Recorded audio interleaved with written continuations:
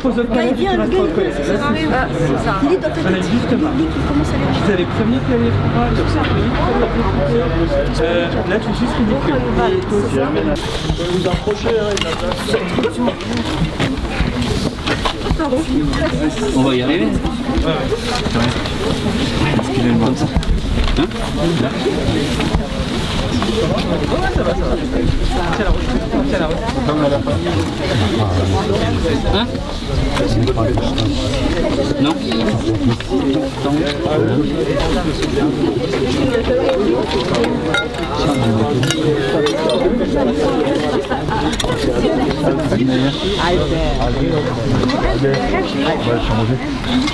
Non mais sur le pavé c'est bon. You're great. There is nothing wrong.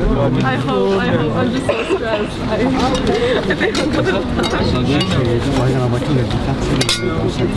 Vous pouvez y aller, hein, vous I need pouvez to get a hold of myself.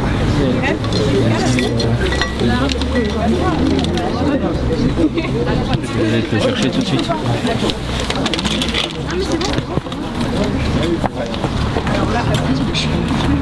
Bien, chers amis, nous nous retrouvons ici pour honorer la mémoire de Léopold Meyer, Germaine Meyer-Kahn et Albert, alors là je vois qu'il y a marqué Alfred, mais c'est Albert Meyer, mais le pavé est juste, c'est l'essentiel. Alors, on va laisser tout de suite les élèves nous raconter l'histoire de cette famille. Parlez bien fort. Ok. Les membres de la famille concernés ici par la pose des pierres sont Albert Meyer, sa femme Germaine Kahn née Meyer et son frère Léopold Meyer. Albert Meyer est né le 12 janvier 1909 à Saverne. Il s'est marié avec Germaine Kahn en 1938, mais ils n'ont pas eu d'enfant. Pendant la guerre, il était réfugié à Alençon où il est arrêté. Albert a été arrêté en novembre 1941 pour avoir dit des mots contre Hitler dans le café à Bessieux, mais également parce qu'il était juif. Il fut d'abord condamné à 3 ans de prison, puis par décision des autorités, Albert fut déporté à Auschwitz en 1943. Transféré à Buchenwald, il est assassiné le 9 décembre 1944. Son épouse Germaine est née le 19 août 1913 dans la Sarre.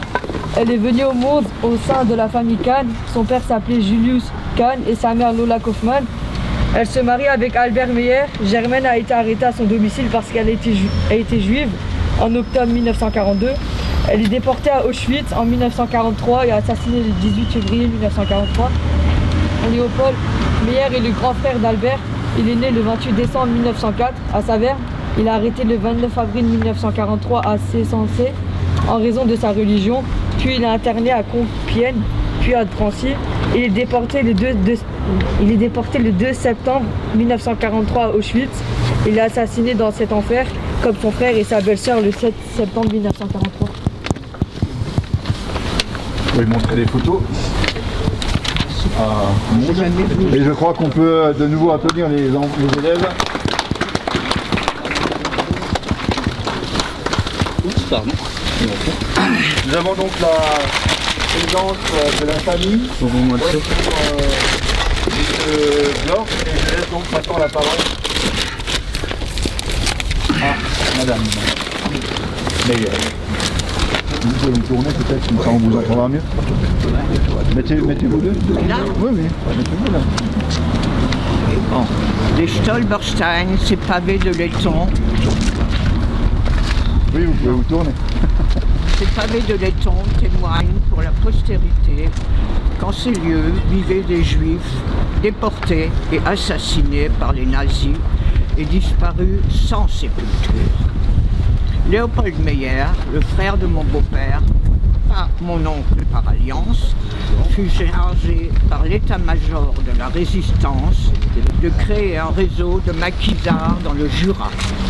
Le 10 mai 1943, sur dénonciation, Léopold fut arrêté par la Gestapo, roué de coups devant son père paralysé et qualifié de nuit et brouillard, parce qu'il était jeune.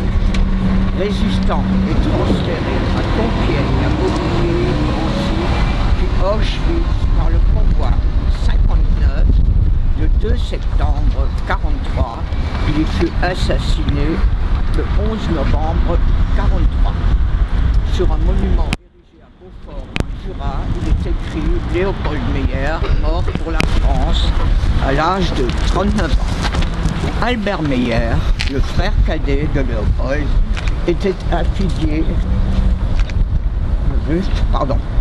affilié à un réseau d'espionnage dans l'Ordre et en contact avec l'armée secrète de Londres. Il fut arrêté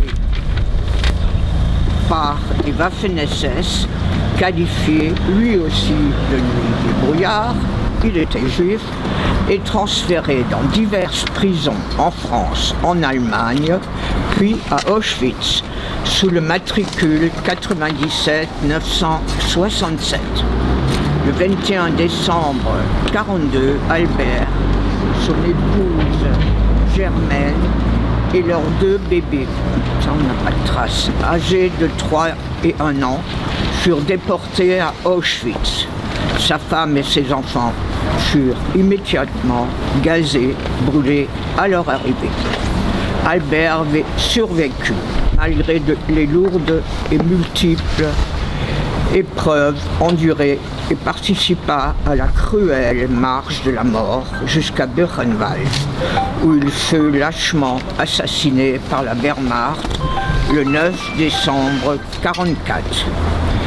C'est avec une légitime émotion que j'ai voulu leur rendre hommage par la pose de ces pavés de mémoire qui rappellent leur présence en ce monde et leur sort tragique afin que leur souvenir demeure dans le temps.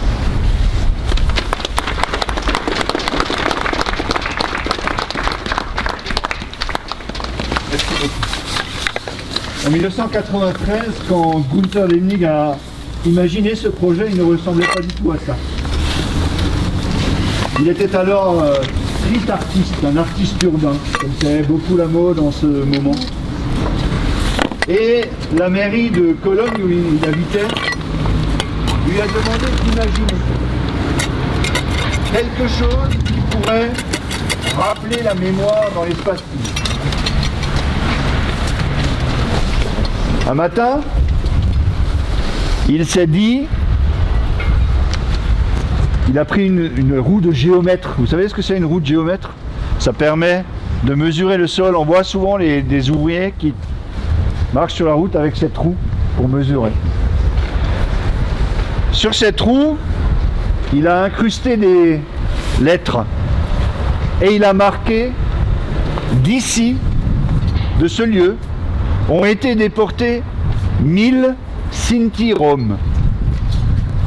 Les Sinti-Roms, ce sont les Tziganes, également victimes, comme les Israélites, de la barbarie nazie. Il est parti en pleine nuit, de la mairie de Cologne, d'où ont été déportés ces 1000 personnes. Il a trempé sa roue de géomètre dans de la peinture et il a marché comme ça jusqu'à la gare, presque 1 kilomètre. Sur 1 kilomètre, dans le sol, il a inscrit ces mots « D'ici ont été déportés 1000 Sinti-Roms ». Le lendemain matin, les gens se réveillent, vont au travail et découvrent sur le sol cette inscription. C'est un vrai scandale. La presse s'empare de la question et tout le monde dit c'est un mensonge. Jamais on a déporté de Cologne 1000 Sinti-Roms. Or, malheureusement, c'est la pure et stricte vérité.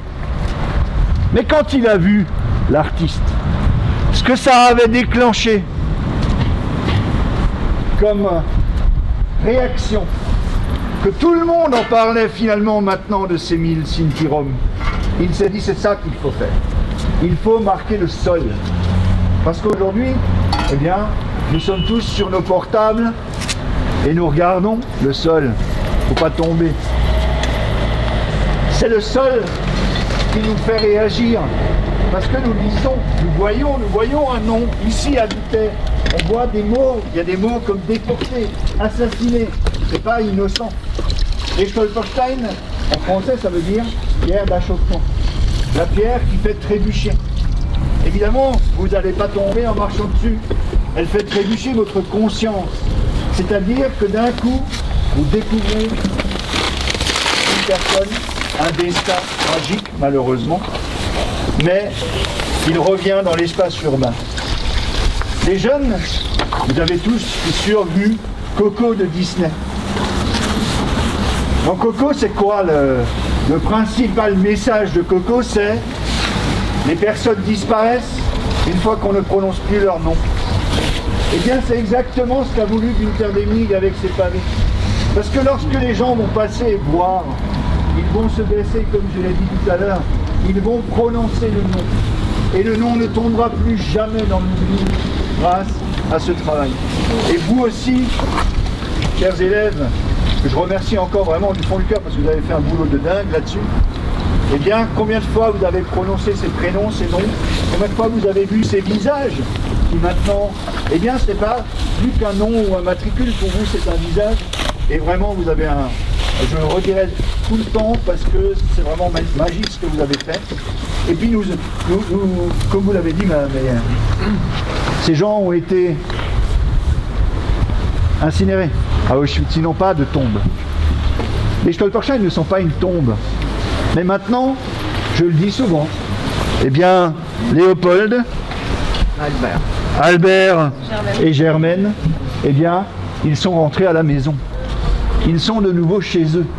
La boucle est bouclée. Voilà, je vous remercie. Nous allons donc continuer vers la Grand Rue, si je ne me trompe. 5, au 5 Grand Rue, où nous nous retrouvons. Je vais faire le tour avec la voiture parce que moi, je suis un feignant et un privilégié. Et vous irez à pied. Voilà, à tout de suite.